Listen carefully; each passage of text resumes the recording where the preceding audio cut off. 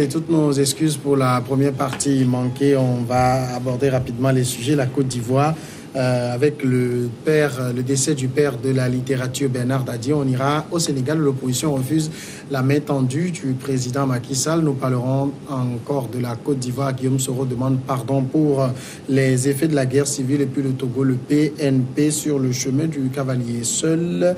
On en parle pour commencer avec Germain Pouli, directeur de publication de Togo Réveil. Germain, bonsoir. Bonsoir Samuel et bonsoir à Rodrigue, bonsoir à tous les téléspectateurs. Rodrigue Gaego, correspondant au Togo de Radio Canal K Suisse. Bonsoir Rodrigue. Bonsoir Samuel, ravi de me retrouver au plateau avec mon grand ami, la force tranquille. Germain Pouli. C'est plutôt toi la force tranquille. Bonsoir également à tous ceux qui nous suivent en France, à Turcoing précisément, et puis à l'intérieur du pays, dans les savanes. Sans oublier ceux qui nous suivent également en Côte d'Ivoire, plus précisément à Boaké. D'accord. Marc Abouflan est également invité. On espère qu'il va nous rejoindre au moins en seconde partie d'émission. On commence tout de suite avec la Côte d'Ivoire, avec ce carnet noir, le père de la littérature ivoirienne, l'écrivain Bernard Dadié, homme engagé et auteur d'une œuvre prolifique dans laquelle il a abordé tous les genres, est mort samedi à 103 ans. La Côte d'Ivoire vient de perdre son plus grand écrivain, a annoncé le ministre ivoirien de la Culture, Maurice Badaman. Quelle tristesse, bon voyage tonton et merci pour tes écrits et pour ta droiture qui nous inspire à réagir. L'écrivain franco-ivoirien Serge Billet sur sa page Facebook. Bernard Dadié a abordé tous les genres littéraires, poésie, romans, chroniques, contes traditionnels et surtout théâtre. Écrire est pour moi un désir d'écarter les ténèbres, un désir d'ouvrir à chacun des fenêtres sur le monde, avait déclaré l'écrivain en recevant en 2016 le premier prix Jaime Torres Bodet de l'UNESCO. Rodrigue Gaego, vous vous rappelez sans doute quelques œuvres de Bernard Dadié. C'était un grand écrivain. Mais un grand écrivain que nous avons tous lu. Moi, je ne pense pas qu'il faille l'appeler grand écrivain ivoirien. C'est une légende. Une rare icône qu'on a sur le continent. Et vous voyez, avec son âge, 103 ans environ, il a vécu. Il a vraiment fait son temps. Et ce qui doit plus se réjouir aujourd'hui, c'est la pensée de l'homme à vouloir œuvrer d'arrache-pied pour laisser des œuvres qui vont vivre, même si lui, il venait à s'éteindre, ce qui est le cas aujourd'hui. Donc on ne parlera pas de Bernard Dadié en mal, mais on parlera de lui en bien, parce qu'il a eu à plonger les amoureux de la lecture dans des œuvres, que ce soit des poésies, théâtre, contes, un peu de tout. Et aujourd'hui, il est lu un peu partout. Donc, je crois que la grande leçon, c'est aujourd'hui de voir dans quelle mesure l'on puisse laisser quelque chose de positif sur cette terre avant de quitter. Donc, je crois que c'est toute l'Afrique qui est en deuil à partir de l'instant où celui-là qu'on peut oser appeler patriarche, parce qu'avoir 103 ans, en tout cas, c'est beaucoup pour aujourd'hui. Germain Pouli, quel souvenir vous avez de l'homme, en tout cas à travers ses œuvres? Bernard Dadié, c'est déjà le cours primaire, c'est déjà le collège, où vous êtes obligé, en tant qu'élève ou écolier, de connaître certains grands noms de la littérature africaine, Olympe Bellicunom, Bernard Dadié, Camara Laye. Bernard Dadié, Camara Laye et autres. Et dans Bernard Dadié, on connaissait, même déjà au CP1, même si on ne connaissait pas véritablement les œuvres, on connaissait. Et nous avions à Togo Réveil fait un article il y a 3 ans pour annoncer les 100 ans donc, de Bernard Dadié. On avait fait un article et on estimait vraiment qu'il avait une longévité extraordinaire, parce qu'avoir 100 ans aujourd'hui, c'est extraordinaire. Et passer même les caps, aller jusqu'à 103 ans. Donc, je pense qu'il a vécu pleinement, même si lui-même pense qu'il avait encore à donner et qu'il n'avait pas fini d'écrire. Son esprit est resté toujours frais et jeune, toujours inspiré. Et le souvenir qu'on a de Bernard Dadié, c'est quelqu'un qui a valorisé l'Afrique. C'est quelqu'un qui a combattu le colonialisme. Oui. Ça, c'est des pans de sa vie qu'on ne sait pas beaucoup. Hein. C'est un homme politique également, qui a été ministre de 77 à 86, qui a fait de la prison dans la lutte pour l'indépendance de la Côte d'Ivoire. Oui, tout à fait. Donc, après ses études en Côte d'Ivoire, donc à Grand Bassam, à Benjerville, il est allé au Sénégal, où il a écrit d'abord. Il était écrivain. Il a fait partie donc du RDA, du Rassemblement démocratique africain. Et il a écrit donc dans un journal là-bas à l'époque qui s'appelait Le Réveil. Et il a été un activiste quand même avant les années 50, donc au Sénégal. Et il est revenu. Et il a beaucoup fait. Il a beaucoup fait. Il met l'Afrique et les cultures africaines donc en avant. Et c'est une bonne chose, même si aujourd'hui il n'y a pas beaucoup d'héritiers de Bernard Dadier pour continuer un peu dans le chemin qu'il a tracé, ce qui est fortement regrettable parce que l'Afrique aujourd'hui est progressivement en train de perdre totalement son âme. Nous n'avons pas de valeur qu'on arrive à vanter. Et ce que l'artiste a beaucoup fait, il décrivait des scènes dans des villages un peu partout. Aujourd'hui, quand l'Occident nous envoie les mêmes images, c'est sous un angle beaucoup plus ridicule. Et ça constitue une curiosité un peu négative, alors que plutôt sous la plume de Bernard Dadier, il s'agissait beaucoup plus de valoriser cela. On devrait en être fier.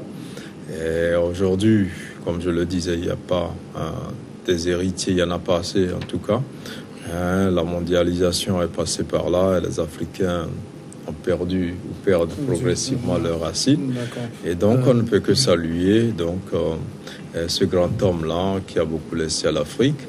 Et on espère que retrouver ses œuvres en ligne, sous le format numérique, parce qu'aujourd'hui avec la modernisation, tout est sur Internet, alors que plusieurs écrivains africains n'y sont pas. Espérons que ce travail-là va se faire, surtout par l'association des écrivains ivoiriens, qui s'apprêtait encore une fois dans une semaine à lui rendre un hommage à travers. Rodrigue, est-ce que la Côte d'Ivoire même mesure la dimension africaine de la personne qui vient de tirer sa révérence? Non, mais vous savez, il y a une chose, moi je me dis que si ce n'est pas à cause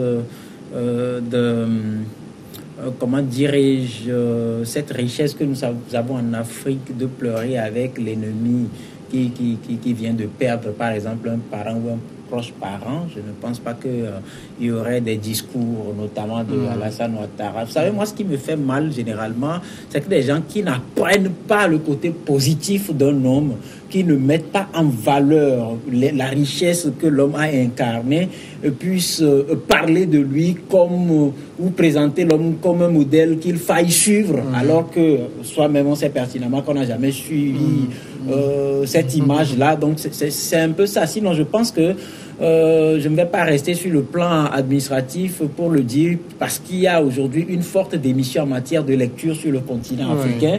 Et donc, peut-être qu'il y a des gens même qui ne savent pas qui on appelle Bernard Dadier, depuis qu'on a changé les livres à travers les pays avec des trucs flamboyants où on écrit qui pique et autres, alors que vous avez ces messieurs-là, ces patriarches-là qui ont toujours travaillé avec des noms traditionnels, des valeurs traditionnelles, des identités traditionnelles que nous avons et qui n'existent plus forcément aujourd'hui, tout simplement parce que les politiques ont décidé d'aller vers la copie conforme des œuvres ou des richesses d'autres culturelles d'autres continents. Et donc on est en train de sacrifier, de mépriser un peu cette richesse-là que nous-mêmes nous avons. Donc je ne pense pas que là-bas en Côte d'Ivoire, peut-être ça va être des cérémonies de peut-être au plus 3-4 jours. Et puis le reste, basta. Maintenant, si c'était dans des pays comme la France, vous allez rapidement voir, c'est vrai qu'aujourd'hui sur le continent, on arrive à voir un peu ça, vous allez rapidement voir un musée porter le nom de la personne.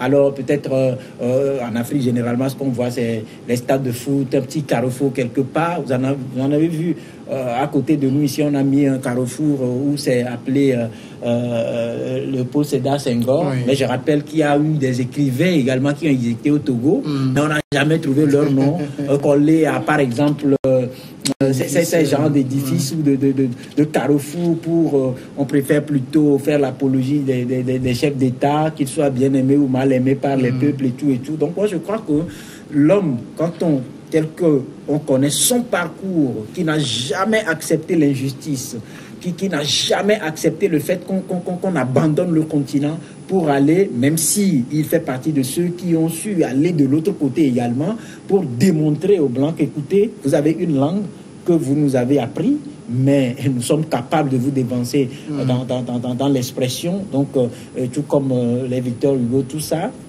Donc, aujourd'hui, pour démontrer qu'on est vraiment attaché à ces valeurs, il faudra peut-être encourager la lecture des œuvres africaines. Aujourd'hui, nous lisons quoi? Le Cid de Corneille, des gens que nous ne connaissons pas, celui-là qui vient de tomber. Mais à part peut-être un rare test, au bas duquel on va lire son nom. Que beaucoup connaissent de lui, c'est Climbié. Hein. Voilà. Et puis à part ça, est-ce qu'aujourd'hui on peut être capable de dire que sur les 103 années passées sur Terre, il a écrit ci, il a écrit ça, il a écrit ça, et les citer comme on a l'habitude de citer les grandes lignes de ses œuvres qu'on nous a en guise de punition ou de quelque part de perdition enseignées à tort ou à travers, à tort ou à raison, lors de nos études jusqu'au supérieur. Donc, vous prenez les œuvres de Bernard Dadier, c'est beaucoup plus, Germain le disait tout à l'heure, au cours primaire, où c'est beaucoup, et quand vous retrouvez ça, peut-être c'est en 6e ou en 5e encore, ou quelques rares tests proposés par quelques professeurs arrivent à parler de lui, mais le reste, voilà, on n'a que dalle. On préfère aller prendre... Alors, je rappelle peut-être qu'en dehors de Climbié, qu'on lui connaît, qui a une autobiographie, il a écrit également beaucoup d'autres ouvrages, Les jambes du Fils de Dieu, par exemple, Patron de New York, La ville où nul ne meurt, avec... Des ouvrages avec lesquels il a reçu quand même d'importants prix. Est-ce qu'il ne faut pas quand même créer une sorte de panthéon africain pour ces genres de personnages? Oui, à l'échelle africaine, c'est jouable, mais il faut déjà qu'à l'échelle nationale, on rende hommage.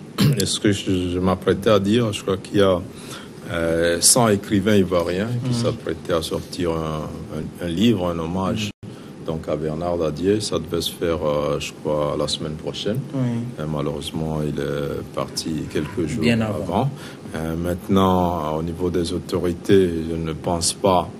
on n'a pas vu le tweet du président non plus. C'est le ministre de la Culture qui a tweeté. Oui, bon, c'est déjà au nom du gouvernement. Mais le président, on l'aurait vu comme par exemple quand Simone Veil est morte, on a vu le président français réagir. Il y a de ces personnages où on attend de voir le premier des citoyens s'exprimer. Alors quand vous voyez un tweet, ça ne demande pas grand effort. Il est beaucoup plus économiste, il n'est pas littéraire. Il a lu. S'il aimait la littérature... Il a lu Bernard oui, j'arrive. Peut-être que s'il aimait la lecture, forcément, qu'il aurait réagi. Mais je pense qu'il y a une réaction officielle, c'est déjà ça. Mais après, il faut que les plus hautes autorités songent à immortaliser Bernard Dadier en attribuant son nom à des statues qui vont. Mais après, est-ce qu'aujourd'hui, cette littérature-là, est-ce qu'elle est encore accessible? J'en parlais tout à l'heure. Elle n'est plus enseignée. Et est-ce qu'elle pourra revenir? Est-ce qu'aujourd'hui, on a numérisé ces œuvres-là pour qu'un jour, les jeunes générations puissent les consulter? Et puis toutes ces valeurs prônées par Bernard Dadier, les contes et tout ça, aujourd'hui, on n'entend plus parler. Vous allez dans les villages, il n'y a même pas de contes. Nous avons perdu. On a gardé quand même le pagne noir. Nous avons perdu toutes ces valeurs-là que Bernard Dadier vantait.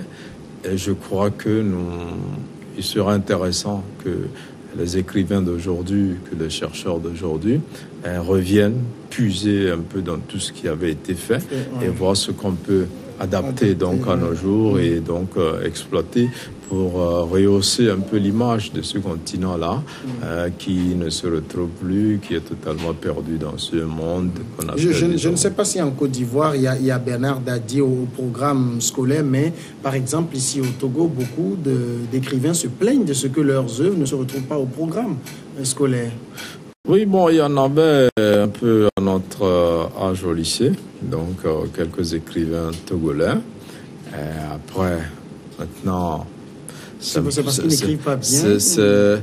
Non, on a pris l'habitude déjà de nous imposer les écrivains occidentaux parce que l'enseignement est parti de là. Et après, on a connu un peu au cours primaire les Mamadou Bineta, qui étaient des livres assez bien écrits, qui ont vite disparu pour laisser place au cours élémentaire, première année et tout cela. Mais tout ça dépend des politiques. Donc, au niveau de l'éducation, quelle est la place que nous voulons donner à nos écrivains dans ce que nous enseignons? Est-ce que même le contenu même de l'enseignement, est-ce qu'il est approprié aujourd'hui par rapport à la formation qu'on veut donner aux apprenants, aux élèves? Donc, il faut que les intellectuels, en tout cas les pédagogues et les spécialistes, donc, réfléchissent à tout cela. Je vais répondre à la question, Rodrigue, sur le sujet des programmes scolaires. Non, mais vous savez, j'en parlais, quelques rares tests qui peuvent porter. Moi, quand j'étais en seconde, que j'ai rencontré Kani, Diago Kani, le connaissez, professeur de français, et qu'à la récréation, je l'ai approché, on parlait un peu, c'est là qu'il me parlait de son œuvre. Je n'ai oublié le titre un peu aujourd'hui. Et je me dis, ah bon, il avait un livre aussi. Parce que c'est quelqu'un, il était tellement dur, un homme de principe, qui aime qui attache de la valeur à la langue française. Il était secrétaire général à l'époque des professeurs de français de l'Afrique francophone. Et à force d'échanger avec lui, j'ai compris que au Togo, si on voulait, on pouvait, mais on n'a jamais voulu. Donc, il faudra que la décision parte de quelque part. Sinon, bien avant, comme Germain le disait tout à l'heure, en dehors de Mamadou Bineta, on a eu droit à un premier livre de lecture où c'était beaucoup plus des tests proposés par des écrivains togolais, Afi va à l'école, Amalou et Afi, c'est-à-dire les noms qui reviennent habituellement, et des tests qui parlent beaucoup plus des vécus quotidien dans les différentes communautés et tout. Après, tout ça a disparu. Et il y a eu un rare test également intitulé Folie, vie et son chien à l'époque, qui a été proposé à un examen, je crois que ça doit être au BEPC ou quelque chose comme ça. Donc, c'est beaucoup plus les quelques coupures de tests qui reviennent. Mais en bloc, comme ça, en termes de romans, on n'a pas vraiment d'idée, à moins qu'il y a vous savez qu'il y a des gens qui aiment vraiment lire. Aujourd'hui, il suffit d'être, par exemple, sur le plan politique pour savoir que tel monsieur a écrit tel nombre de livres. Et vous allez dans les établissements scolaires, ils ne savent pas qu'il y a vraiment véritablement d'écrivains aujourd'hui. Donc voilà un peu, c'est un peu difficile, et je crois que à suivre de près le discours de Nana Akufo-Addo au cours d'une rencontre donnée, qui a dit aux bailleurs, à ceux qui investissent dans l'éducation sur le continent, que il ne sera pas question, par exemple, d'imposer leur culture, mais il a beaucoup plus appelé les chefs d'État d'Afrique à revoir même le contenu de l'éducation scolaire pour permettre de sauvegarder les valeurs que nous avons. C'est curieux qu'on entend, par exemple, les politiques réclamer tout le temps les réformes, mais personne ne réclame les réformes de l'éducation. Ah oui, en tout cas, faudra-t-il que les enseignants aussi demandent d'abord. On dira chacun son domaine, mais on va passer c'est très important d'y penser. Au second sujet rapidement, au Sénégal, juste après la confirmation de sa réélection par le Conseil constitutionnel, le président Macky Sall a fait une déclaration pour annoncer un dialogue national après sa prestation de serment prévue le 2 avril prochain, mais déjà une bonne partie de l'opposition a rejeté l'offre de dialogue du président, comme s'il s'était passé le mot. Le leader de l'opposition sénégalaise rejette à tour de rôle l'offre de dialogue de Macky Sall. Membre Idrissa Seck, d'abord, dans un premier temps, a écrit « Nous n'irons pas au dialogue, ça c'est clair », tranche-t-il dans un entretien accordé avec les Échos. Je crois qu'il faut le laisser gouverner dans la continuité et rester par contre dans une posture de sentinelle et de lanceur d'alerte. Abdoulaye Mbaye, lui, l'ajoute, s'il représente vraiment 58% de l'électorat, il n'a pas besoin de l'opposition pour dialoguer ou gouverner. J'aimerais pour lui d'abord même l'appel du chef de l'État sénégalais à un dialogue au moment où sa réélection à 58% est confirmée. C'était quand même étonnant. Il avait besoin de dialoguer. Pourquoi? Il a besoin de dialoguer parce que le Sénégal a connu quand même quelques petites difficultés. Vous savez, avant cette élection, il y a eu pas mal d'actions, d'événements, j'allais dire.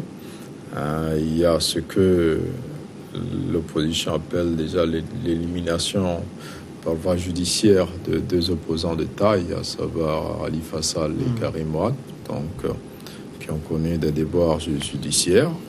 Après, il y a eu la loi sur le parrainage, donc, qui a été votée et qui a été contestée. Il y a eu des émeutes à Dakar, il y a eu des arrestations et tout ça. Il y a même eu la bagarre à l'Assemblée nationale lors de ce vote-là.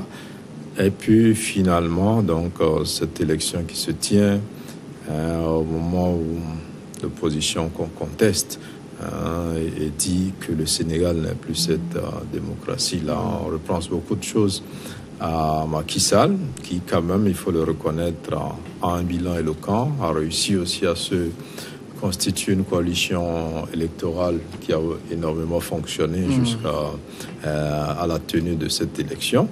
Il n'a pas besoin de dialogue pour diriger. Il n'en a pas besoin, ça c'est vrai.